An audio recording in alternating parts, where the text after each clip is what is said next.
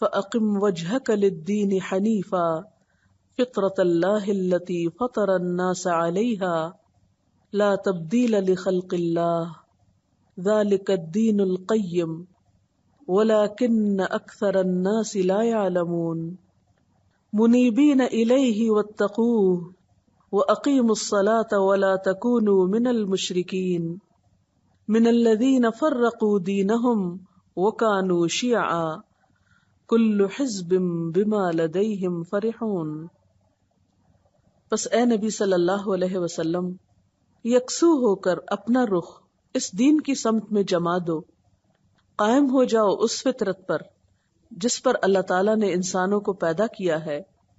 اللہ کی بنائی ہوئی ساخت بدلی نہیں جا سکتی، یہی بالکل راست اور درست دین ہے، مگر اکثر لوگ جانتے نہیں ہیں۔ قائم ہو جاؤ اس بات پر، اللہ کی طرف رجوع کرتے ہوئے، اور ڈرو اس سے، اور نماز قائم کرو، اور نہ ہو جاؤ ان مشرکین میں سے جنہوں نے اپنا اپنا دین الگ بنا لیا ہے اور گروہوں میں بٹ گئے ہیں۔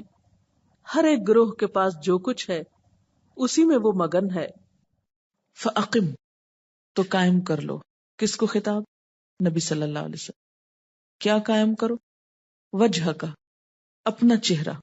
چہرے سے مراد کیا ہے؟ رخ۔ چہرے میں انسان کی آنکھ، کان، ناک، دماغ سب کچھ آتا ہے، یعنی پوری سوچ سمجھ کے ساتھ، پورے شعور کے ساتھ خود کو جما دو۔ کس طرف؟ للدین، دین کی طرف، اللہ کی توحید اور اس کی عبادت کی طرف۔ حنیفن، یکسو ہو کر، یعنی خواہشات کی پیروی نہ کرو، پوری یکسوئی کے ساتھ اپنے آپ کو دین کی طرف جما دو، دین کی طرف اپنا رخ پھیر لو۔ تمہاری فکر، سوچ، بول، خیالات سب کچھ مسلمان ہو، اور اس معاملے میں پوری طرح یکسو ہو جاؤ۔ فطرت اللہ، یہ دین دراصل کیا ہے؟ فطرت اللہ ہے، التی فطر الناس علیہا، جس پر اللہ نے لوگوں کو پیدا کیا ہے۔ فطرت، فطرت کا لفظ فطرہ سے نکلا ہے۔ فطرہ کہتے ہیں تخلیق کرنے کو، تراش خراش کو خوبصورت تخلیق کرنا۔ فطرہ خوبصورت تخلیق کرنا۔ فطر الناس، لوگوں کو بہت اچھی طرح تخلیق کیا، اور فطرت سے مراد تراش ہے، تراش۔ فطرہ تراشا، خوبصورت تخلیقی۔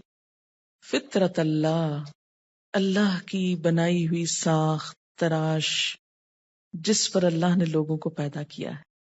تو فطرت سے مراد یہاں پھر کیا ہے؟ اس سے مراد یہاں وہ استعداد ہے، وہ صلاحیت ہے جو بندوں کے اندر رکھی گئی۔ کس کام کے لیے؟ اللہ کی پہچان کے لیے، دین پر چلنے کے لیے۔ فطرت بمانا ساخت، بمانا تراش، خلقت کا معنی بھی کر سکتے، یعنی وہ مخصوص ڈھانچہ جس پر انسان پیدا ہوا، وہ مخصوص صلاحیت جو انسان کو دی گئی۔ اور وہ مخصوص صلاحیت کیا ہے؟ کہ انسان اپنے رب کو پہچان جائے۔ اپنے رب کو پہچاننے کی جو صلاحیت انسان کو بخشی گئی، یہی دراصل دین ہے، اصل دین، دین فطرت جس کو بولتے ہیں۔ لا تبدیل لخلق اللہ، نہیں بدلا جا سکتا اللہ کی ساخت کو، اللہ کے اس طریقے کو جس پر اس نے لوگوں کو پیدا کیا۔ یعنی فطرت میں رب کی طلب موجود ہے، انسان اپنی نیچر کے اعتبار سے رب کا ضرورت مند ہے۔ ہر انسان کے اندر عبودیت کا جذبہ کہ ما خلقت الجن والانس الا لیعبدون وہ موجود ہے۔ سب کی پیدائش، خواہ وہ کوئی کافر ہو یا مسلمان، اس خاص فطرت پر ہوتی ہے جس کو آپ انسٹنکٹ بھی کہہ سکتے ہیں، جس کی طرف عہد الست میں بھی اشارہ کیا گیا۔ یعنی انسان کو سب سے پہلے اللہ کی پہچان کروا کے دل کے اندر وہ ایک طرح کی پہچان رکھ دی گئی۔ اب انبیاء جو آئے انہوں نے کیا کیا؟ لوگوں کو اس اصل کی دوبارہ یاد دہانی کرائی۔ یہ بالکل ایسے ہی ہے کہ جیسے زمین کے اندر ایک صلاحیت ہوتی ہے اگانے کی، استعداد ہے نا۔ اللہ نے زمین کی فطرت کیا رکھی ہے؟ جب بھی اس میں بیج پڑے وہ اس کو اگائے، یعنی تخلیق کی صلاحیت ہے اس کے اندر، کچھ پیدا کرنے کی. اسی طرح انسان کے اندر بھی زمین کی طرح ایک صلاحیت ہے، استعداد ہے. وہ کس بات کی ہے؟ کہ جب اس کے اندر پیغمبروں کی طرف سے لائی ہوئی خیر کی بات ڈالی جائے تو وہ ایک بیج کی طرح اندر سے پھر پنپ اٹھے. وہ کلمہ طیبہ ایک پورا درخت بننے کی صلاحیت رکھتا ہے. لا تبدیل لخلق اللہ، اللہ کی خلق کو تبدیل نہیں کیا جا سکتا، یعنی اس حقیقت کو بدلا نہیں جا سکتا. ذالک الدین القیم، یہی ہے درست دین، یعنی وہ دین جس کی طرف یکسو اور متوجہ ہونے کا حکم دیا گیا. فَأَقِمْ وَجْهَكَ لِلدِّينِ حنیفا، جو فطرت کا تقاضا ہے. وَلَكِنَّ أَكْثَرَ النَّاسِ، لیکن اکثر لوگ لا یعلمون، جانتے نہیں، علم نہیں رکھتے، اس لیے بھولے ہوئے ہیں، بھٹکے ہوئے ہیں. تو بتانا کیا مقصود ہے؟ اگر کوئی انسان کسی انسان کو معبود بنا بھی لیتا ہے تو اس کے بنانے سے کوئی معبود بن نہیں سکتا. اگر آپ کسی پتھر کے بت کو خدا کہنا شروع کر دیں تو کیا خدا بن جائے گا؟ نہیں، وہ تو مخلوق ہی ہے. خالق تو بس کوئی اور ہے، اللہ اکیلا. لہذا مخلوق کو خالق سمجھنا فطرت کے خلاف چلنا ہے. یہ آیت ذرا سی مشکل آیات میں سے ہے. اب میں اس آیت کو پڑھوں گی، آپ ذہن میں سوچیے کیا سمجھ میں آپ کو. فَأَقِمْ، فا جو ہے یہ اس مثال سے ریلیٹڈ ہے جو شرک کی تردید میں بیان کی گئی کہ شرک سے دین حق کو کوئی واسطہ نہیں. لہٰذا اے پیغمبر صلی اللہ علیہ وسلم، فَأَقِمْ وَجْهَكَ لِلدِّينِ حنیفاً، آپ اپنا رخ جما دیجئے دین کی طرف بالکل یکسو ہو کر. اور دین سے یہاں مراد کیا ہے؟ اللہ کی توحید اور اللہ کی عبادت. جیسے قرآن پاک کی ایک اور آیت میں بھی آتا نا کہ هو الذی ارسل رسولہ بالہدی ودین الحق، وہ اللہ وہ ذات ہے جس نے اپنے رسول کو بھیجا ہدایت دے کر اور دین حق دے کر، سچا دین دے کر. کیوں بھیجا؟ لیظہرہ علی الدین کلہ، تاکہ اس کو غالب کر دے اوپر دین کے سارے اس کے. لیظہرہ، ظاہرہ کا مطلب ہوتا ہے ظاہر ہونا، اور علا جب آتا ہے تو غلبے کے معنوں میں آتا ہے، یعنی اس کو غالب کر دے علی الدین کلہ، تمام ادیان پر. یعنی دین کے نام پر جتنی بھی ایکٹیویٹی اس سے پہلے ہے اس سب پر اس کا غلبہ نظر آنے لگے. وَلَوْ كَرِهَ الْمُشْرِكُونَ، خواہ مشرک ناپسند ہی کریں، خواہ مشرکوں کو یہ کتنا ہی ناگوار گزرے. یہ غلبہ کس اعتبار سے تھا؟ نمبر 1 دلائل کے اعتبار سے. اور یاد رکھیے کہ دلائل کے اعتبار سے یہ غلبہ آج بھی دین اسلام کو حاصل ہے. پھر ایک وقت ایسا تھا کہ جب دنیاوی اعتبار سے، مادی اعتبار سے اور ایک رواج کے اعتبار سے بھی یہ دین دنیا میں غالب آیا، دنیاوی غلبہ بھی اس کو حاصل ہوا. آج اگر نہیں ہے، آج علمی اور دلائل کے اعتبار سے تو غلبہ ہے، لیکن عملی طور پر یہ غلبہ نظر نہیں آتا. یعنی دین اسلام کے مقابلے میں دیگر ادیان کے ماننے والے دنیا میں ابھرے ہوئے نظر آتے ہیں، اور اس کی وجہ بھی وہی ہے کہ لا یدینون دین الحق، انہوں نے سچے دین کو دین مانا ہی نہیں، یا دین کو سنجیدگی کے ساتھ لیا ہی نہیں. آج بھی اگر وہ اپنے دین کو پورے کانفیڈنس کے ساتھ لیں تو ان کا غلبہ یقینی ہے، کیونکہ اس میں سچائی ہے. آپ جانتے ہیں کہ حضور صلی اللہ علیہ وسلم جب دنیا میں آئے تو خود جزیرۃ العرب میں طرح طرح کے دین تھے. مثلا مشرکین عرب کا ایک دین تھا جس کو وہ دین ابراہیمی کہتے تھے. یہود کا ایک دین تھا جسے وہ دین موسیٰ کہتے تھے. نصارہ کا ایک دین تھا جس کو وہ دین مسیح کہتے تھے. کرائسٹ سے کرسچینٹی، جوڈا سے جوڈائزم، یہودیت،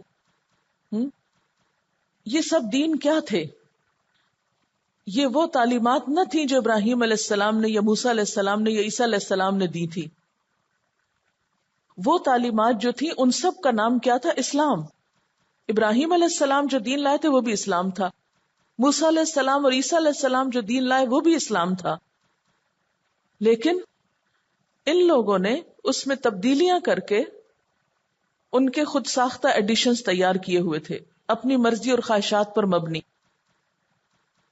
تو اللہ تعالیٰ نے حضور اکرم صلی اللہ علیہ وسلم کو بھیجا، ایک محفوظ کتاب دی، اور قیامت تک کے لیے دین کا اصلی ایڈیشن اور فائنل مکمل ایڈیشن جو ہے وہ اس کی شکل میں دنیا کو دیا گیا، اور علمی اعتبار سے، بنیادوں کے اعتبار سے، اپنی اصل کے اعتبار سے یہ پچھلے تمام ادیان پر غالب آیا، کیونکہ دوسرے ادیان جو تھے ان میں تحریفیں ہو چکی تھیں، وہ اپنی اصل شکل کھو چکے تھے. آج بھی ہم دیکھتے ہیں کہ اسلام کے جو ماخذ ہیں، ماخذ کس کو کہتے ہیں؟ سورسز، بنیادیں، وہ محفوظ ہیں، ان میں کوئی تبدیلی نہیں ہوئی. کیا ہے ماخذ؟ قرآن اور سنت. قرآن محفوظ ہے، نبی صلی اللہ علیہ وسلم کی سیرت، آپ کی سنت محفوظ ہے. خود اس کو محفوظ کرنے کے لیے، یعنی سیرت رسول صلی اللہ علیہ وسلم کو اور سنت کو محفوظ کرنے کے لیے لاکھوں افراد جنہوں نے اس کو روایت کیا، ان کے حالات زندگی کو بھی محفوظ کیا گیا کہ وہ کون تھے.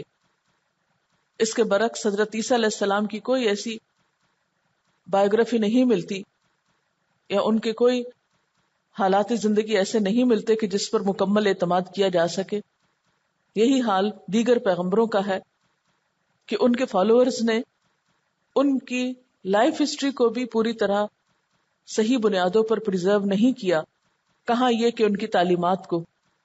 یہ سعادت صرف اور صرف اسلام کے حصے میں آئی ہے کہ اس کی کتاب بھی محفوظ ہے اور اس کے پیغمبر کی سیرت بھی محفوظ ہے. هو الذی ارسل رسولہ بالہدی، یعنی دین اسلام کو بھیجا ہے آپ صلی اللہ علیہ وسلم کے ذریعے تاکہ اسے باقی تمام چیزوں پر غالب کر دیا جائے. اور یہ خوشخبری جو ہے اس دور کے لیے بھی تھی اور بعد کے ادوار کے لیے بھی ہے، لیکن حالات کے اعتبار سے جیسے حالات ہوں گے ویسے ہی یہ غلبہ نظر آئے گا یا نہیں. ایک حدیث ہے، حضرت مقداد سے روایت ہے، رسول اللہ صلی اللہ علیہ وسلم نے فرمایا، روئے زمین پر، یعنی اس زمین پر کوئی کچا پکا مکان باقی نہ رہے گا جس میں اسلام کا کلمہ داخل نہ ہو جائے. یعنی ہر گھر تک پہنچے گا، چاہے کچا گھر ہو، جھونپڑی ہو، اس پر بھی ڈش لگی ہوئی ہوگی، اور اس کے تھرو اللہ کا نام اور پیغام ایک دفعہ اس کے اندر ضرور داخل ہوگا. یا کوئی بھی اور طریقہ ہو. عزت داروں کی عزت کے ساتھ اور ذلیل لوگوں کی ذلت کے ساتھ. کیا مطلب ہے اس کا؟ یعنی اسلام کا کلمہ داخل ہوگا عزت داروں کی عزت کے ساتھ اور ذلیل لوگوں کی ذلت کے ساتھ، یعنی اس کے حامل جیسے ہوں گے ویسے ہی پہنچائیں گے. ایک وقت تھا کہ صحابہ کرام کو اللہ نے عزت دی تھی اور ان کے ذریعے اللہ نے ہر جگہ یہ کلمہ پہنچایا، اور ایک آج ہم جیسے لوگ ہیں جو دنیا میں ذلیل و خوار ہو رہے ہیں، اور ہماری وجہ سے پھر دین کو بھی وہی مقام مل رہا ہے، حالانکہ وہ بہت بڑی سچائی ہے. اور پھر جن کو اللہ عزت دیں گے وہ مسلمان ہوں گے، جن کو ذلیل کرنا ہوگا وہ اسلام کو قبول نہ کریں گے مگر اسلامی حکومت کے تابع ہو جائیں گے. اور حضور صلی اللہ علیہ وسلم کے بعد یہ وعدہ پورا ہوا. اسلام تقریباً 1000 سال تک عملی طور پر دنیا میں عزت کے ساتھ رہا، اس کو غلبہ نصیب ہوا. یہی وجہ ہے کہ آج اسلام کے نہ ماننے والے بھی اس بات کو ضرور مانتے ہیں کہ اسلام وہ دین ہے جس نے دنیا کو سائنس جیسی نعمت دی اور فکری آزادی دی، کیونکہ اس سے پہلے سوچ پر بڑی پابندیاں تھیں۔ آپ کو معلوم ہے کہ کرسچینٹی میں کسی بھی شخص کو اپنے عقل یا دماغ استعمال کرنے کی اجازت نہیں ہوتی تھی۔ کوئی بھی نیا نظریہ یا فلسفہ لاتا جو ان کے تحریف شدہ دین کے خلاف جاتا یا ان کی آرزوؤں اور خواہشات کے، تو ان کو ڈیتھ پینلٹی تک دی جاتی۔ بے شمار لوگوں کو، بے شمار سائنٹسٹ کو زندہ آگ میں جلایا گیا اور بہت ظلم و ستم ہوئے۔ یہ اسلام ہے جس نے سوچ کے یہ پہرے اٹھائے اور عقل کے استعمال پر بار بار زور دیا۔ یہ جو دین ہے نا، یہ صرف پیغمبر نہیں لائے، یہ انسان کے اندر پیوست کر دیا گیا ہے۔ فطرت اللہ التی فطر الناس علیہا، اللہ نے بندوں کو بنایا ہی اس لیے ہے کہ بندے اپنے رب کی عبادت کریں۔ یہ بالکل وہی بات ہے یہاں جو ما خلقت الجن والانس الا لیعبدون میں ہے، یعنی ہم نے جن و انس کو اپنی عبادت کے لیے ڈیزائن کیا۔ خلق کا معنی یہاں کیا؟ تراشا ہے، یعنی لا تبدیل لخلق اللہ، اللہ کے اس قانون میں کوئی تبدیلی نہیں ہو سکتی۔ اس کا یہ مطلب نہیں کہ دنیا میں کوئی شخص غیر اللہ کی عبادت نہیں کر سکتا، تو کر سکتا ہے، لیکن اصل فطرت وہی رہنی چاہیے یا رہے گی۔ قبولیت اسی کی ہے جس پر انسان کو پیدا کیا گیا، مطالبہ انسان سے وہی ہے۔ اسی لیے کہا جاتا ہے نا کہ کل مولود یولد علی الفطرہ، ہر مولود، ہر بچہ کس پہ پیدا کیا جاتا ہے؟ فطرت پر۔ فَأَبَوَاهُ يُهَوِّدَانِهِ أَوْ يُنَصِّرَانِهِ أَوْ يُمَجِّسَانِهِ، پھر اس کے ماں باپ ہیں جو اسے بعد میں عیسائی، یہودی یا مجوسی بنا ڈالتے ہیں، اسے غیر فطری طریقے کی طرف لے چلتے ہیں۔ اس کی مثال ایسی جیسے آپ صلی اللہ علیہ وسلم نے فرمایا کہ ہر جانور کے پیٹ سے پورے کا پورا صحیح سالم جانور برآمد ہوتا ہے، لیکن پھر بعد میں کیا ہوتا ہے؟ اس کے مالک ان کے کان کاٹ دیتے ہیں۔ کوئی بچہ بھی کٹے ہوئے کان لے کے نہیں آتا۔ مشرکین اپنے اوہام جاہلیت کی بنا پر ان کے کان کاٹ ڈالتے تھے، چیر ڈالتے تھے، انہیں بتوں سے منسوب کر دیتے تھے۔ ذالک الدین القیم، یہی درست دین ہے جس پر انسان کی فطرت کو بنایا گیا۔ ولیکن اکثر الناس لا یعلمون، لیکن اکثر لوگ جانتے ہی نہیں کہ انہیں بنایا کیوں گیا۔ کیا سمجھ میں آیا؟ فَأَقِمْ وَجْهَكَ لِلدِّينِ حَنِيفًا، یہ کیوں کہا گیا ہے؟ اپنے آپ کو رکھ لیجئے کہ مجھے کہا جا رہا ہے، ٹھیک ہے؟ فَأَقِمْ وَجْهَكَ لِلدِّينِ حَنِيفًا، دین سے مراد کیا ہے یہاں؟ طریقہ، اللہ کی توحید اور عبادت کا طریقہ۔ یعنی شرک کرنے والے جو شرک کر رہے ہیں، آپ ادھر نہیں توجہ کریں، آپ توحید پر قائم ہو جائیں۔ اور یہ توحید ایسی چیز ہے کہ اللہ نے بندوں کو پیدا ہی اس پر کیا ہے، انسان کے اندر صلاحیت ہی اس کی رکھی گئی، لیکن بندوں نے اس فطرت کے اوپر پردے ڈال دیے۔ انسان کے اندر کی طلب نہیں بدل سکتی، اسی لیے انسان کو چین نہیں آتا شرک پر کبھی بھی۔ میرے ہسبینڈ کسی شخص کا واقعہ سنا رہے تھے کہ وہ کس طرح مسلمان ہوئے اور کس طرح صحیح عقیدے پر ہوئے۔ وہ کہہ رہے تھے کہ ان کے ایک دوست تھے، یعنی جس شخص کا واقعہ ان کے ایک دوست تھے، تو بہت حکمت کے ساتھ انہیں دین کی طرف پھیر کے لائے۔ وہ کبھی ایک طرف کو جاتے، کبھی دوسری طرف کو جاتے، سب کچھ کرتے، لیکن ان کا کہنا یہ تھا کہ سب ریچولز کرنے کے باوجود دل کو چین نہیں آتا تھا، کبھی دل خوش نہیں ہوتا تھا، حقیقی خوشی نہیں نصیب ہوتی تھی، حقیقی اطمینان حاصل نہیں ہوتا تھا۔ اور جب خالص توحید کی طرف پلٹے تو چین آ گیا۔ تو جب تک انسان اپنی اصل فطرت پہ نہیں پلٹا، اس کو چین نہیں آتا۔ یہ بالکل ایسی فطرت کو آپ یوں سمجھے جیسے انسان کی عادات ہوتی ہے نا کچھ، مثلا کھانے پینے کی ہیبٹس ہیں۔ آپ کی ہیبٹ میں ہو سکتا ہے کہ روٹی کھانا ہو، بنگالیز کی ہیبٹ میں کیا ہے؟ چاول کھانا۔ اب یہ ان کی ایک فطرت کا حصہ بن گیا نا، عادت کا ایک حصہ بن گیا، نیچر کا۔ آپ ان کو جو چاہیں کھلا دیں، جب تک وہ نہیں کھلائیں گے جو ان کی نیچر میں ہے، پیٹ تو بھر لیں گے لیکن چین نہیں آئے گا، ایسے لگے کہ کچھ کھایا ہی نہیں۔ اسی طرح آپ جو چاہیں کھا لیں، چاہے جتنا بھی پیٹ بھر لیں، لیکن جب تک وہ ایک بنیادی فوڈ کا حصہ نہیں کھاتے تو آپ کو چین نہیں آتا، اب لگتا کچھ نہیں کھایا. یا اسی طرح اگر آپ مخصوص طریقے پر پکا کر کوئی کھانا کھاتے ہیں تو بے شک آپ باہر جتنے بھی کھانے کھاتے ہیں آپ کو چین نہیں کہ جب تک آپ اپنے اس مخصوص طریقے پر بنا کر نہیں وہ کھاتے.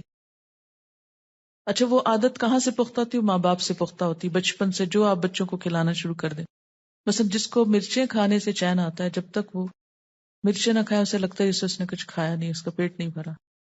تو یہ بچپن سے ڈیولپ ہو گئی نا. اچھا یہ جو عادات ہوتی ہیں، اب جو لوگ سائیکالوجی آپ میں سے پڑھے ہوئے وہ جانتے ہوں گے، ایک ہوتا ہے انسٹنکٹ اور ایک ہوتا ہے ہیبٹ. ٹھیک ہے نا؟ تو انسٹنکٹ کیا ہوتی ہے؟ جبلت ہوتی ہے، جس میں انسان کا اپنا دخل نہیں ہوتا کچھ، وہ بائی نیچر ہی انسان اس طریقے پر پیدا ہوتا ہے. مثلا ایک بچہ ماں کا دودھ پیتا ہے، اس کو کس نے سکھایا؟ پیدائشی ہے نا. تو یہ کیا ہے؟ جبلت اس کو بولتے ہیں. اسی طریقے پر اس کو پیدا کیا گیا، اس کے اندر پہلے سے پروگرامنگ کر دی گئی کہ اس نے یہ کرنا ہے. اس میں انسان کی اپنی کوئی چیز نہیں ہے، آپ نے اس کو کوئی ٹریننگ نہیں دی، وہ پیچھے سے ہی لے کر آیا. چاہے چند گھنٹے کا بچہ ہو، وہ بھی اپنے اس کام کو جانتا ہے کہ اس نے اپنا رزق کیسے تلاش کرنا ہے. جبلت ہے. اچھا اب اس میں عادت کب شامل ہوتی ہے؟ جب انسان کو ایک خاص طریقے پر دنیا میں آنے کے بعد کچھ چیزوں کا عادی کیا جاتا ہے. اب ایک بچہ جس طرح دودھ پینے کا طریقہ سیکھ کے آتا ہے نا ماں کے پیٹ سے، ایسے ہی توحید کا سبق لے کر آتا ہے ماں کے پیٹ سے. یہ ہے وہ فطرت، دین فطرت. لیکن جب بچہ باہر آ جاتا ہے تو اب مائیں کیا کرتی ہیں؟ بچوں کو جیسے مرچیوں کا عادی کر لیتی ہیں یا کسی خاص کڑوی چیز کا عادی کر لیتی ہیں. تو اسی طرح جو ماں باپ عیسائی یا یہودی ہوتے ہیں وہ ان کی توحید کے اندر خلل اندازی کر کے شرک کا ان کو عادی کر دیتے ہیں، پھر وہ اس کے عادی ہو جاتے ہیں، پھر وہ بڑے ہوتے ہیں. بسا اوقات ضمیر بے چین کرتا ہے انسان کو، لیکن چونکہ سارا ماحول اس اندھیرے میں ڈوبا ہوتا ہے اس لیے کچھ سمجھ میں نہیں آتی، وہ روشنی نہیں ملتی. ایسے ہی لوگ اگر تعصبات کے پردے ہٹا کر کسی وقت دین حق تک پہنچتے ہیں تو روشنی کو دیکھتے ہی ایمان لے آتے ہیں، جیسے وہ نجاشی اور حبشہ کے لوگ اور بہت سے لوگ جو ایمان لائے فرعون کے دربار میں جو جادوگر تھے، یہ سب کہ ایک دم پردے چاک ہوئے اور انہوں نے دیکھا حقیقت کو. یا حضرت ابراہیم علیہ السلام کی قوم کے لوگ بھی تھوڑی دیر کے لیے کیا ہوئے؟ چونکے کہ ہم کیا کر رہے ہیں. وہ پردہ ہٹا، انہوں نے دیکھا حقیقت کو، لیکن پھر جب نہیں قبول کیا تو دوبارہ پردہ آ گیا. اللہ تعالیٰ ہر انسان کو اس فطرت کے طریقے پر سمجھنے کا موقع دیتے ہیں، لیکن یہ الگ بات ہے کہ انسان کا ماحول اتنی سخت چیز ہے کہ وہ اس فطرت کو دبا جاتا ہے. مثلاً اس کو ایک اور مثال سے بھی سمجھیے، بات لمبی ہو جائے گی لیکن بات سمجھنے کی ہے. عورت کو اللہ تعالیٰ نے ایک خاص فطرت پہ پیدا کیا ہے نا، اس کے اندر جذبات رکھے. مرد کو اللہ تعالیٰ نے ایک اور فطرت پر پیدا کیا ہے. دنیا میں ہزاروں کوششیں اس بات کی ہوگی کہ دونوں کو بالکل برابر کر دیا جائے، ایک جیسا لباس پہنایا جا رہا ہے، ایک جیسے حقوق دیے جا رہے ہیں، ایک جیسے کتابیں پڑھائی جا رہی ہیں، ایک جیسا ٹریٹ کیا جا رہا ہے.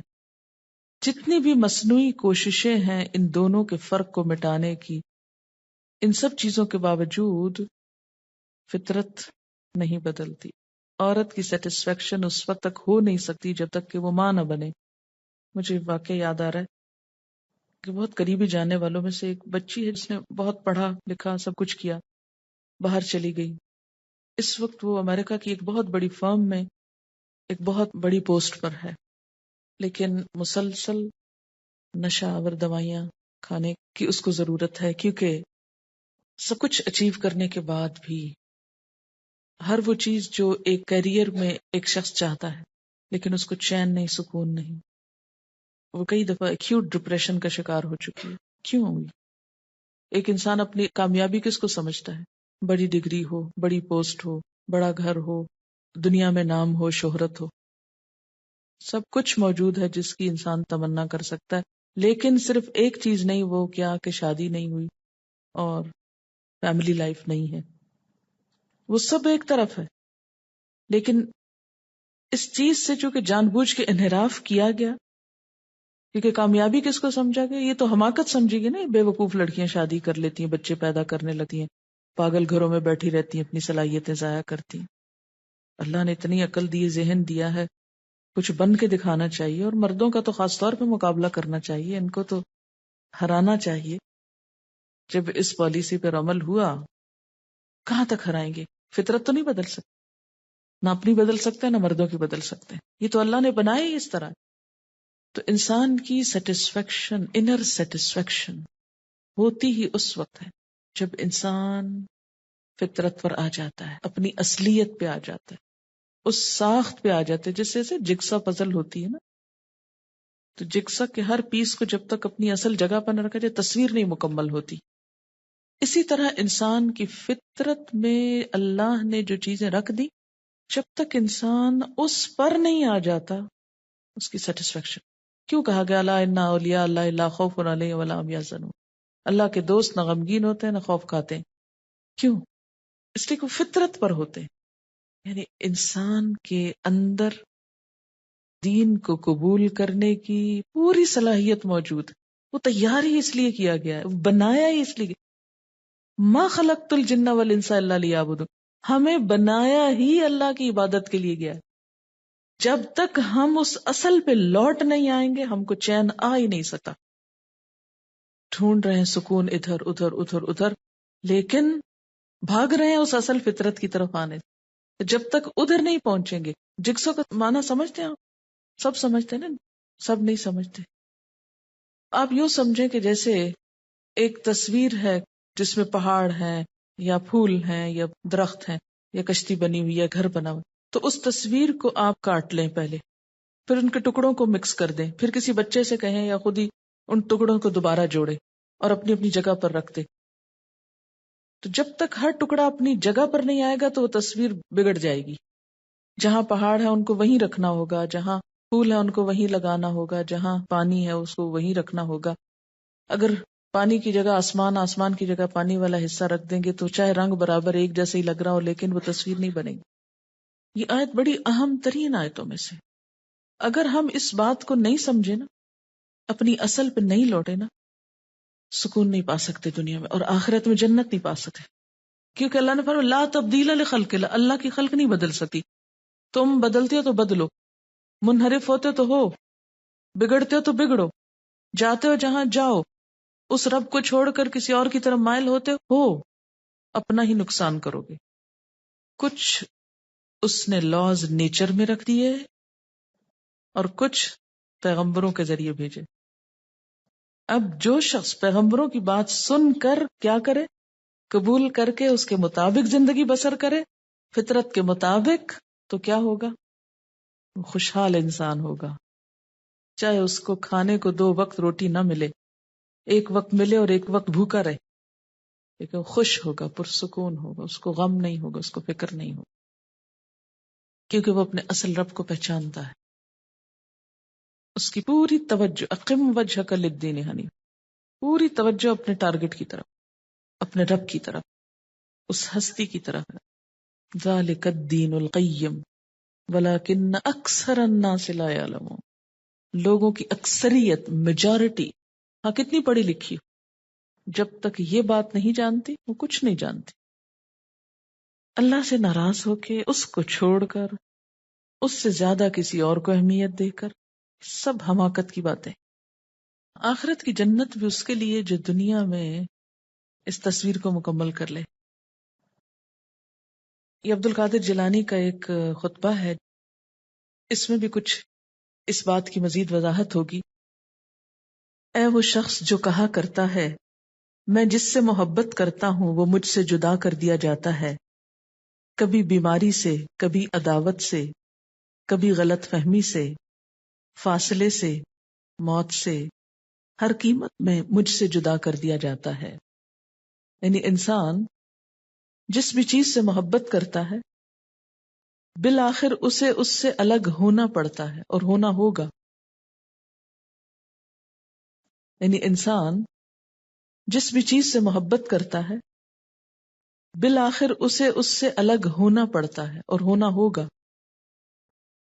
کبھی بیماری سے، کبھی عداوت سے، کبھی غلط فہمی سے، کبھی فاصلے سے، کبھی موت سے، ہر قیمت پر. اے نادان، تو وہ خوش نصیب ہے کہ جس پر یا جس کے لیے اللہ نے غیرت کھائی ہے. اللہ تجھے اپنے لیے چاہتا ہے اور تو غیر کا ہونا چاہتا ہے. اللہ نے ہمیں کس لیے بنایا؟ اپنے لیے بنایا. جب ہم غیر کے ہونا چاہتے ہیں تو اس کو غیرت آتی ہے. ہوش کر، ایسا ٹوٹا ہوا برتن بن جا جس میں ماں سوائے اللہ کے کچھ نہ ٹھہرے. جب تک تو غیر کے آگے پیچھے بھاگے گا اللہ تجھے اسی کے ہاتھ سے توڑے گا، اور جب تو اللہ کا ہو جائے گا تو وہ ساری مخلوق کو تیرے قدموں میں بٹھائے گا. تجھے تیرے رشتے، تیری محبتیں، تیری آسائشیں واپس لوٹا دی جائیں گی، تیری دولت واپس لوٹائی جائے گی. اور جن سے تو محبت رکھتا تھا اور رویا کرتا تھا وہ اب تیرے لیے روئیں گے، مگر اب تیرا دل ان سے بے نیاز رہے گا. جب تک تو ان تمام چیزوں کو دور نہ کرے گا یہ سب تجھے تکلیف دیں گی. محبتیں تکلیف دیتی ہیں، چاہے انسانوں کی ہو یا کسی بھی چیز کی. ان کو نکال کر تو اللہ کو لے آ، یعنی دنیا کی محبت کو نکال کر اللہ کی محبت کو لے آ. والذین آمنوا اشد حبا للہ، وہ لوگ جو ایمان لائے اللہ کی محبت میں سب سے زیادہ شدید ہوتے ہیں. کیونکہ انسان اپنی فطرت کے اعتبار سے مجبور ہے کہ کسی چیز کو شدید چاہے، اور وہ صرف ایک ہی ہستی ہو سکتی ہے جس کی محبت ہر محبت پہ غالب ہونی چاہیے، اور وہ اللہ کی ذات ہے. یہی چیز دراصل توحید ہے. یعنی توحید صرف ایک نہیں کہ جم کے لا الہ الا اللہ. توحید یہ ہے کہ سب سے بڑھ کر اس کو بڑا سمجھیں، سب سے زیادہ محبت اس سے کریں، سب سے زیادہ اس سے ڈریں، خوف بھی سب سے زیادہ اس کا ہو، ہر ایک سے بڑھ کر وہ اہم ہو. جب تک یہ نہیں ہوتا اس وقت تک توحید مکمل نہیں ہوتی.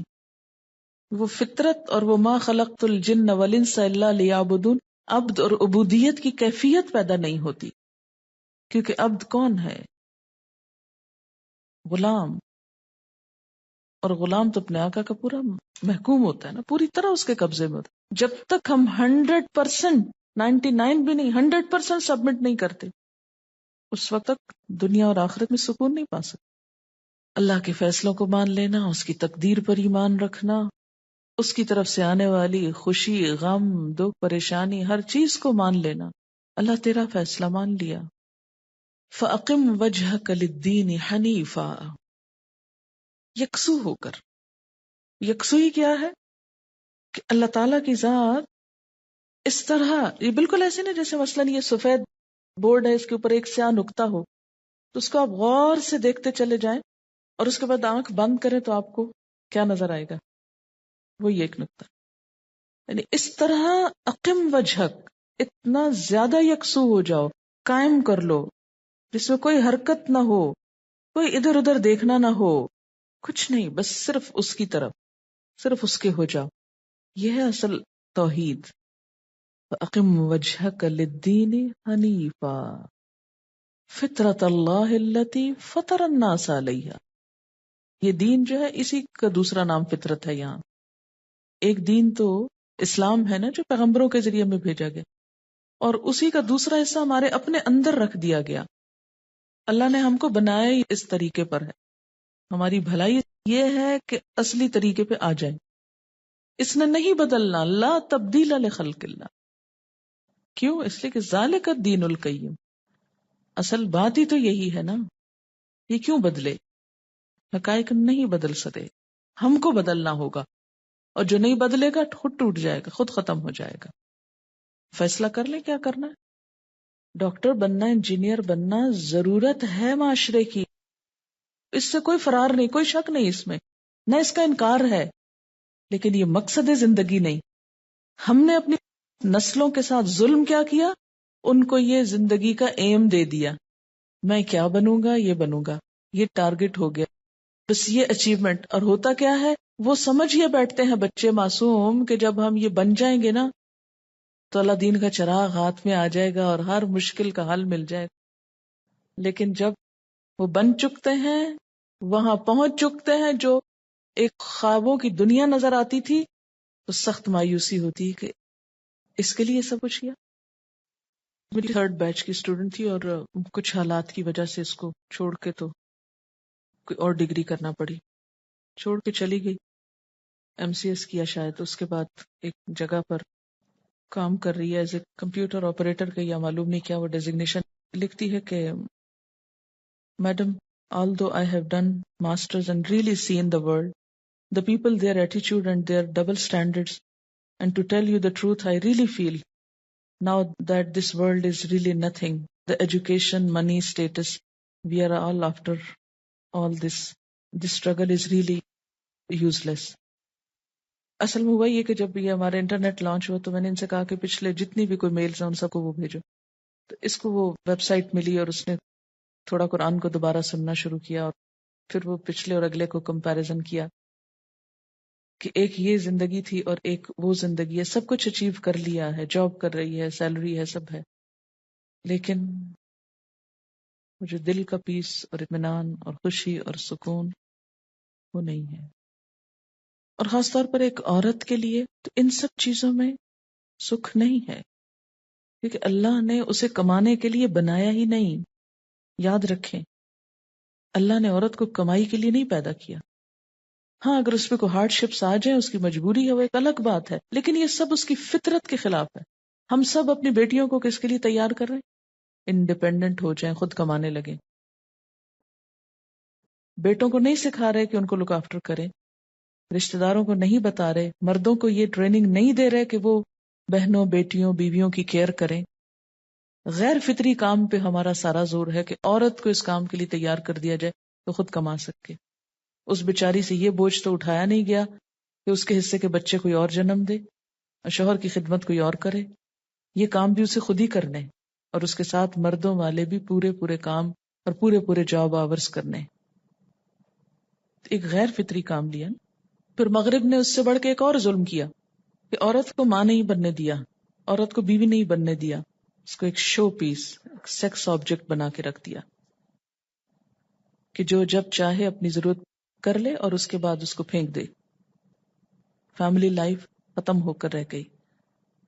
سنگل پیرنٹس کے نام سے جو سارا کلچر وہاں وجود میں آ چکا ہے، اکثریت جس سے سفر کر رہی ہے، تو انسانیت دنیا کو جہنم بنا چکی ہے اپنے لیے. اللہ تعالیٰ تو فرماتے ہیں نا کہ ان الدار الاخرۃ لہی الحیوان. یعنی صلاحیت ایک عورت کی صرف ایک ٹرک ڈرائیونگ کے اندر ہی استعمال ہو تو وہ اس کی صلاحیت ہے، اور گھر چلانے میں جو صلاحیت استعمال ہوتی ہے وہ کیا کوئی قیمت نہیں رکھتی. آخر یہ کیوں سکھا دیا گیا اس کو کہ جو تم گھر چلا رہی یہ تو بالکل ہی احمقانہ کام ہے. آج ہر عورت شرمندہ ہے اس بات پر اگر وہ صرف گھر کو لک آفٹر کر رہی ہے. ہم نے کیوں یہ نفسیات پیدا کر دی، کیوں یہ سوچ معاشرے کے اندر عام کر دی. ہمارے معاشرے میں بھی یہ ایک عام سوچ ہے کہ وہ عورت جو صرف عورت ہے وہ کچھ نہیں ہے. عورت کے اندر پہلے تو عورت ہونے کا احساس کمتری پیدا کر دیا گیا. تم عورت، تم کمتر چیز، تم تو کوئی چیز ہی نہیں ہو. ایک فوج بھی نوکروں کی وہ سکون نہیں دے سکتی جو ایک فیملی کے اندر ایک بچے یا شوہر دے سکتا ہے.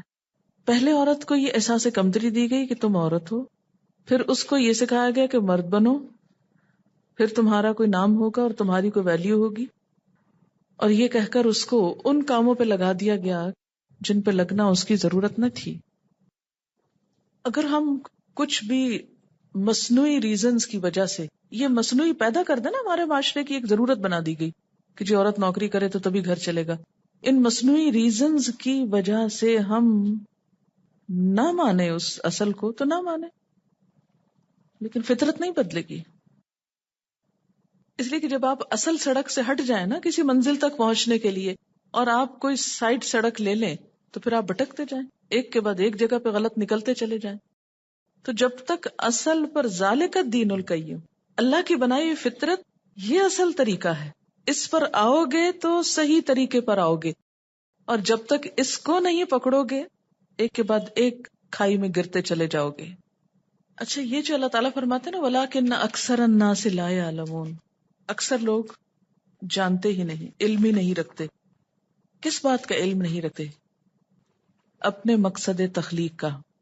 اس پر ایک بڑی دلچسپ پوئم ہے، شاید آپ کی نظر سے گزری ہو، لیکن میں تھوڑی سی پڑھ کے سنا دیتی ہوں. یہ ایک جرمن پوئٹ ہے، اس کا نام ہے ہائیڈلبرگ کا ہے. یہ پوئم کا نام ہے The Fish and I. The other day I went to the sea and asked a fish, do you know who made the ocean? And you in it? And for what? The fish gave me a puzzled look and said, I don't know. And I don't care. As to who made the ocean and put me in it? And for what? Hoo-ha. I don't like such questions. I have no time. Can't you see how busy I am? I have to run for food continuously and watch myself day and night that no one catch me or eat me alive. Man, you can't imagine how hard is life. No, I have no time for such questions. Why don't you go and ask some man? Over there you see that man? He does nothing but catch fish all day. I bet he has time. And by the way, I have heard it said that man has a mind with which to think.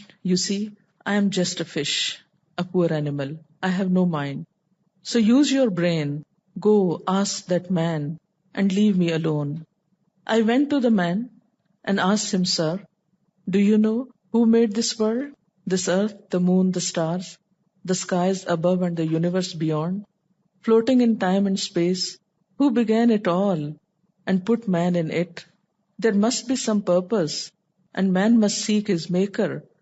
The man got up from his slumber and shouted at me angrily, Get away from here. Go, get lost somewhere with all your questions. You frightened my fish away. What do I care? What good is there in such useless questions? What difference does it make as to who made it all and put man here? And as regards the purpose, hoo-ha, what a silly question. Between you and me, what's there in it for me? Can't you see how busy I am? I have no time. You know how hard is life? Or no one ever told you about the rising prices, the corruption, the scandals of heroin and AIDS, the rising flood of pollution and crimes? The hell they cry about in churches may be far out there, but the one we have ourselves made is right down here. With 1,000 things to worry about, I can hardly sleep. And on top of all this, here come you with your foolish questions. Go get lost and think yourself all such thoughts, but leave me alone. I have no time. The man went back to sleep. The fish went away. The ocean kept on rolling. It was getting dark on the deep. I came back home. What could I do? But somehow or the other, the thought keeps on coming back again and again that man has fallen to the level of a fish, or even lower. What a fall it is, my countrymen.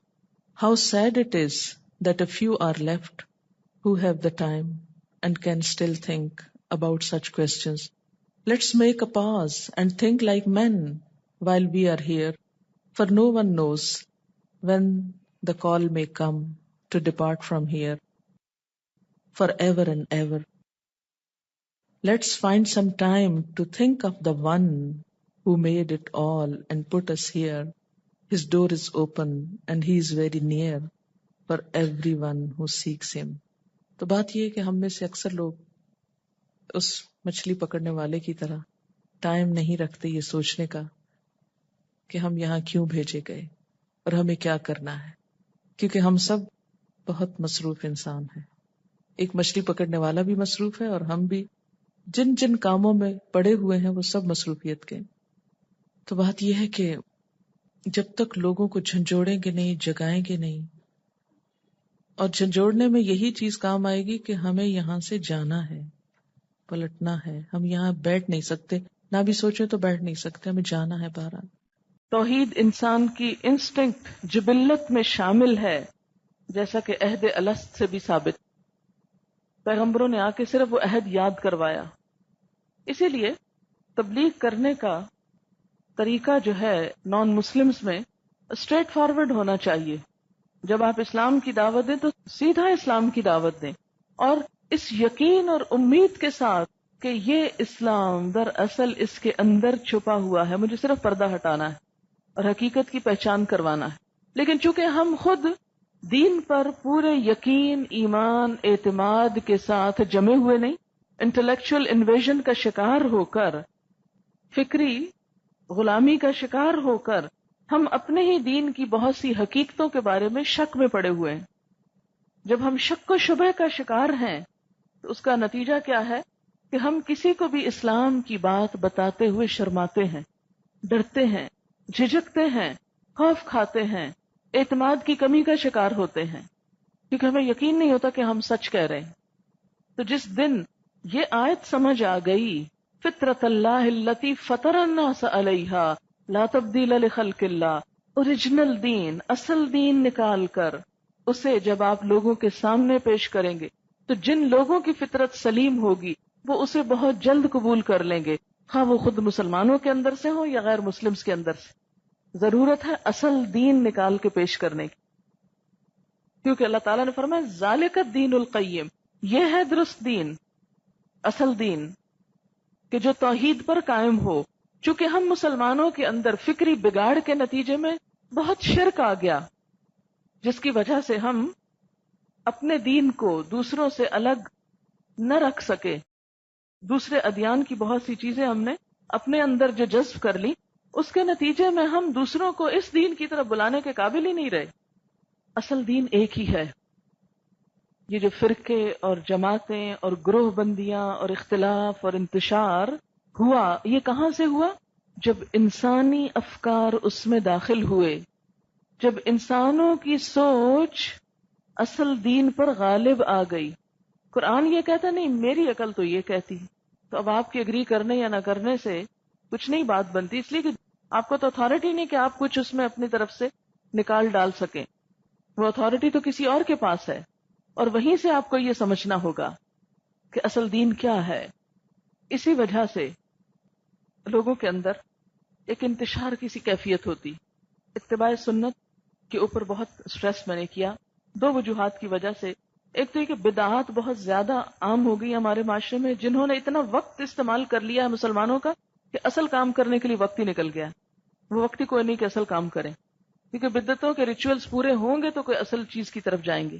دوسری بات یہ کہ فقہی اختلافات اور انتشار جو پیدا کیا گیا ہے نہیں تھا، لیکن اسے بنا دیا گیا، اس کی وجہ سے بہت سارے لوگ دین کے اصل پیغام سے ہی بھاگنے کی کوشش کرتے ہیں، اور دین کا بس اتنا حصہ لے لیتے ہیں جو ان کو سوٹ کرتا ہے، ان کو فائدہ ہے.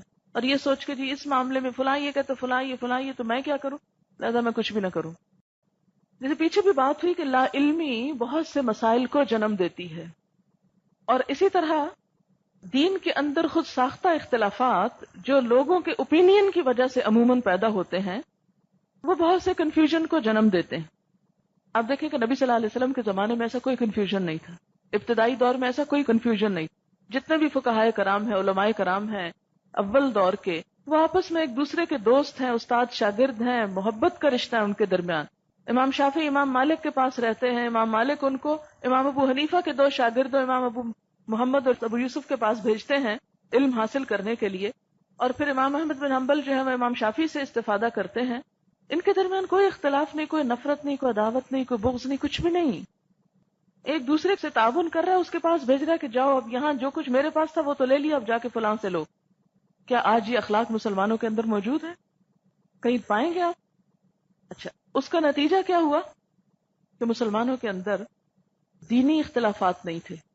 نقطہ نظر کا فرق ہونا وہ ایک الگ چیز ہے، لیکن ایسا اختلاف جو آج کے دور میں فرقہ واریت کی شکل میں اور ایک دوسرے کے اوپر کافر اور فاسق کے فتوے لگانے کی شکل میں صادر ہوا، یہ چیز نہیں پائی جاتی تھی. جو جو وقت گزرتا گیا، اصل ٹیکسٹ پیچھے جاتی گئی، اسے لوگوں سے دور کر دیا گیا، اور اس ٹیکسٹ سے ڈیڈیوس کیے ہوئے، نکالے ہوئے جو احکامات تھے وہ لوگوں میں منتشر ہو گئے. اب مثلاً سونے کی زکوٰۃ کے اوپر 2.5% کی جو بات آتی ہے، تو آپ میں سے کسی کو بھی حدیث پتا ہے؟ لیکن عموماً جب پڑھا جاتا ہے یا سنا جاتا ہے، یہ جتنے بھی لوگ زکوٰۃ دیتے ہیں تو انہیں اس سے کوئی نہیں ہوتا کہ نبی صلی اللہ علیہ وسلم نے کیا فرمایا تھا، یہ حکم کہاں سے آیا. بس وہ اتنا جانتے کہ اتنا ہے، ماں سے سنا، باپ سے سنا، کسی مولوی صاحب سے سنا، اور بس وہ کام کر لیا. وقت کے گزرنے کے ساتھ ساتھ جب اور سوچیں دین میں داخل ہوئی تو ان چیزوں کو مشکوک بنا دیا گیا اور لوگ اپنے فرائض سے بھی غافل ہوتے گئے. اب اس کا نتیجہ کیا نکلا کہ دین کے اوپر ایک دھند سی چھا گئی.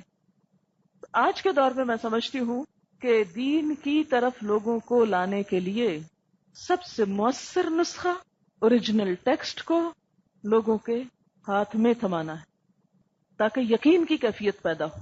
یقین ختم ہوتا جا رہا ہے دین سے، اور انسان عمل کر ہی نہیں سکتا جب تک کہ اس کے اندر یقین نہ ہو. اس یقین اور اعتماد اور کانفیڈنس کو بحال کرنا ہے. یہی اختلافات کے ختم کرنے کا بھی ذریعہ ہے.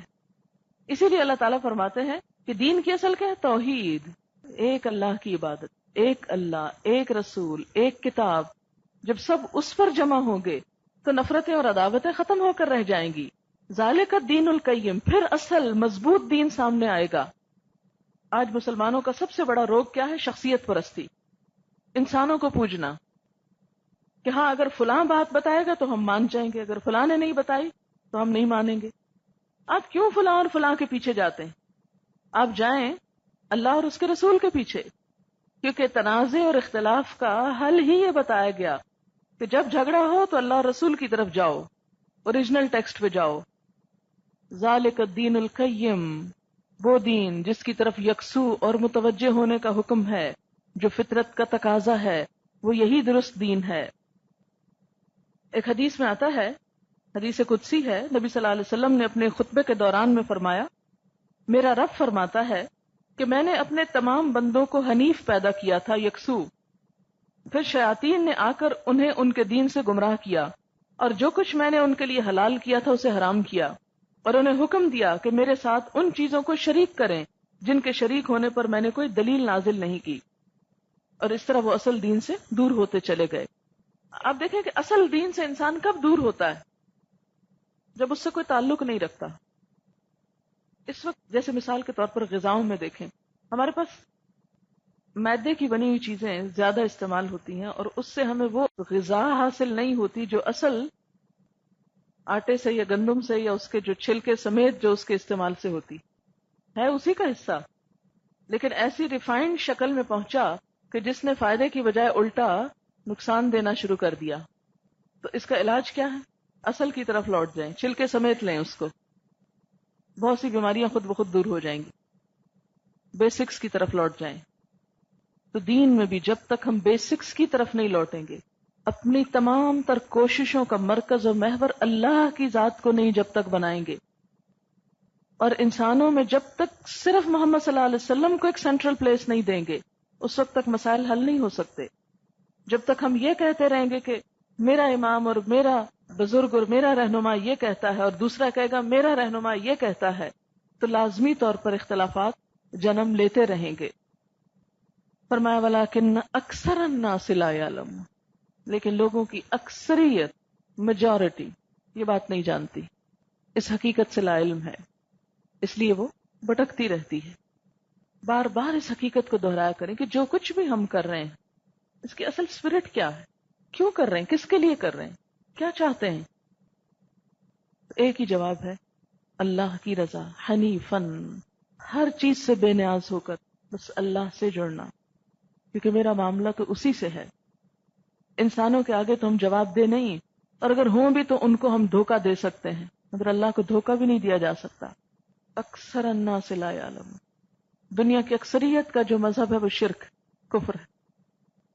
جو لوگ نام نہاد مسلمان ہیں ان کی بھی اکثریت ڈائریکٹ نہیں تو انڈائریکٹلی شرک کے اندر ملوث ہے، شرک اکبر نہ صحیح، شرک اصغر صحیح. تو جب تک خالص توحید پر ہم نہیں آتے، عبادات میں روح پیدا ہو نہیں سکتی، وہ سکون اور اطمینان نصیب ہو نہیں سکتا جو دراصل دین کا انعام ہے، تحفہ ہے. کہ آپ دین لو تو آپ کو بونس کیا ملے گا ساتھ، جو اس کے معنی کے اندر ہے، اطمینان. فَأَقِمْ وَجْهَكَ لِلدِّينِ حَنِيفًا. اگر یہ آیت آپ کو سمجھ آ گئی نا، دونوں طرح سے، لفظوں کے اعتبار سے بھی، معنی کے اعتبار سے بھی، اور زندگی کے مقصد کے اعتبار سے بھی. اب اگر اللہ کی طرف رجوع کرنا ہے، اقم وجہک للدین حنیفاً ہو کر، تو کیسے ہوگا؟ منیبین الی، اس کی طرف رجوع کرنے والے بن کر، اس کی طرف پلٹ کر. منیبین الی، سب سے پہلے تو انابت، واتقوا، اور اس سے ڈرو، تقوا. واقیموا الصلاۃ، اور نماز قائم کرو. ولا تکونوا من المشرکین، اور مشرکوں میں سے نہ ہو جاؤ. نماز قائم کرو اور مشرکوں میں سے نہ ہو جاؤ. تو گویا نماز کا قائم نہ کرنا یہ بھی کیا ہے؟ شرک ہی کی ایک قسم ہو گئی. اور منیبین کیا ہے؟ بار بار پلٹنا، یعنی فطرت سے جو ہی ڈائیورٹ ہونے لگو پھر ادھر جاؤ، پھر پلٹو، پھر پلٹو. یعنی اس کا حل اور علاج کیا ہے فطرت کی طرف جانے کا؟ کہ ریپیٹڈلی اس کی طرف لوٹو، بار بار ادھر پلٹ کے جاؤ. من الذین فرقوا دینہم وکانوا شیعا، مشرکین میں سے نہ ہو جاؤ. کون مشرکین؟ من الذین، ان لوگوں میں سے، فرقوا دینہم، جنہوں نے ٹکڑے ٹکڑے کر دیا اپنا دین، اپنا دین الگ الگ بنا لیا. وکانوا شیعا، اور ہو گئے وہ گروہ گروہ، یعنی گروہوں میں بٹ گئے، اصل دین کو چھوڑ کر فرقوں میں بٹ گئے. مشرکین سے مراد یہاں وہ لوگ ہیں جنہوں نے دین فطرت اور دین حق میں تفریق پیدا کر دی، اس کو ایک نہ ہونے دیا. اور شیعہ سے مراد کیا ہے؟ ایسی جماعت، ایسا گروہ جو کسی مقتدا کا پیروکار ہو. ایک ہوتا ہے نا مقتدی، مقتدی کون ہوتا ہے؟ جو فالوور ہوتا ہے، اور مقتدا جس کو فالو کیا جائے. کسی مقتدا کا پیروکار ہو. تو مراد کیا ہوا کہ تم توحید چھوڑ کر مختلف مقتداؤں یا لوگوں کو فالو نہ کرو، ان کے خیالات کے تابع نہ ہو. گروہ بندیاں کب ہوتی ہیں، فرقہ واریت کب ہوتی ہے؟ جب لوگ ایک اللہ کو چھوڑ کر، دین فطرت کو چھوڑ کر، انسانوں کے خیالات اور افکارات اور فلسفوں کے گرویدہ ہوتے ہیں. اللہ کی بات کے مقابلے میں انسانوں کی بات کو ترجیح دیتے ہیں. کل حزب بما لدیہم فرحون، ہر ایک گروہ کے پاس جو کچھ ہے اسی میں وہ مگن ہے. وہ سمجھتا ہے کہ وہی سب ٹھیک کر رہا ہے اور دوسرے لوگ غلط ہیں. تو دین فطرت، توحید پر ایمان، اور اس کا نتیجہ کیا نکلے گا؟ اتحاد اور اتفاق پیدا ہوگا. یہ بھی ایک غیر فطری طریقہ ہے کہ انسان دین کی اسپرٹ اور روح کو چھوڑ کر، اس کی اصل کو چھوڑ کر دائیں بائیں گزرنے لگے. بالکل ایسے جیسے آپ کسی پھل کے گودے کو چھوڑ کر اس کے چھلکے کو چاٹنے لگے. مثلا کسی بھی پھلدار درخت کی ٹہنیاں کھا کر آپ مزہ نہیں اٹھا سکتے، اس کی برانچز میں جا کے اصل لطف نہیں پا سکتے. غذائیت اور لطف اور سیٹسفیکشن کب ہوگی؟ جب آپ پھل کے اصل حصے کو لیں گے. اسی طرح دین کے اصلیت اور اصل روح کو چھوڑ کر اگر آپ سائیڈ ایشوز میں گھس گئے اور ان کی طرف چل پڑے تو پھر دین کا لطف نہیں اٹھا سکو گے. وآخر دعوانا ان الحمد للہ رب العالمین. سبحانک اللہم وبحمدک نشہد ان لا الہ الا انت نستغفرک ونتوب الیک. والسلام علیکم ورحمۃ اللہ وبرکاتہ.